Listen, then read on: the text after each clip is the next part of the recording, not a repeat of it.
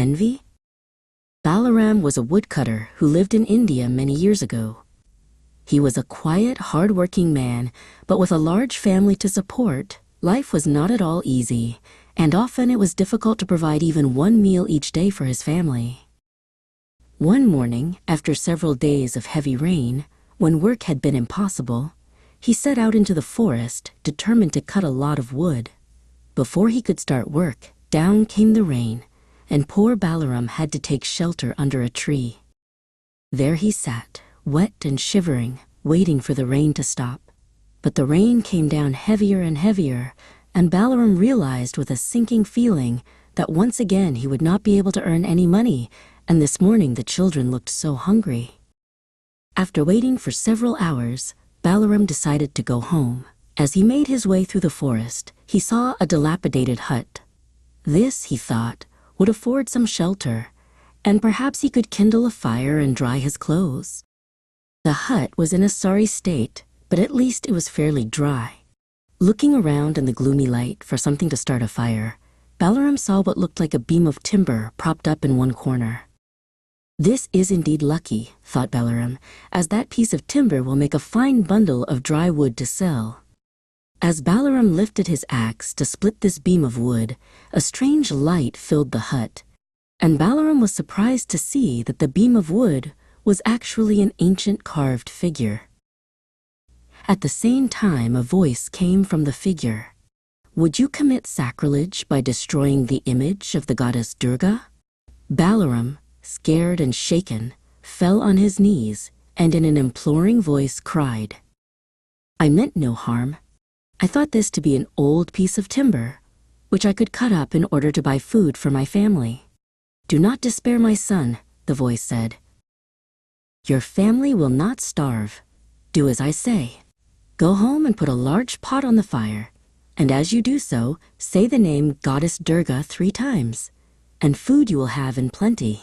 Balaram hurried home as fast as his legs would carry him. When his wife saw that he had come home without any wood, she was in despair. "What shall we do?" she cried. "There is no food in the house, and you have not brought any wood to sell." "Do not worry," Balaram cried excitedly. "The goddess Durga has granted us a great boon." Then he told his wife all that had happened at the hut in the forest. Curious as to what would happen, they took a large pot and put it on the fire. Then both knelt and said Goddess Durga 3 times. They sat and gazed intently at the pot, silently praying that this boon would come true. Very soon the most delicious aroma came from the pot, and when it was lifted from the fire, they gasped in astonishment to see that it was filled with food. From that day onwards, the woodcutter and his family never went hungry again. In fact, the pot held so much food, they were able to give some to other poor folk. Now living close by was a fairly well-to-do merchant, whose wife Mandara was a shrewd, jealous woman who could never tolerate anyone possessing more than she had. Of course, the woodcutter's good fortune soon became the talk of the village. At first, Mandara was puzzled at the rumors she heard, but as days went by, she became terribly envious of all this good food that she was not getting. Biding her time, she cornered one of Balaram's sons, and putting on a smile, coaxed him to tell her of his father's good fortune. The boy blurted out the whole story of the hut in the forest, and how his father had nearly chopped up the image of Goddess Durga, and how the goddess had bestowed plenty on the family. Without a word of thanks, Mandara ran all the way home and poured out the tale to her husband. Her husband said it was all a lot of nonsense. But Mandara would not listen to any arguments, and fairly pushed her husband out of the house with his axe to go and find the hut and earn a similar boon from the goddess. With a lot of inward mutterings, the husband toiled through the forest and by luck managed to find the hut.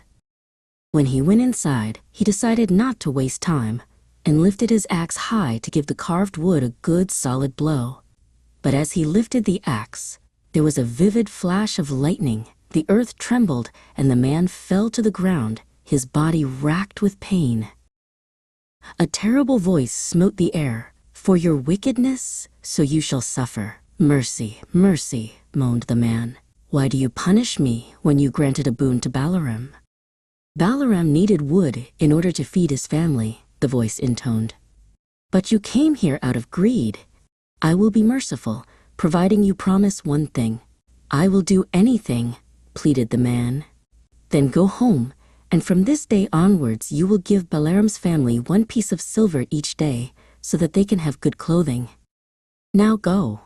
With this, the hut was as silent as before, and the man felt the terrible pains leave his body.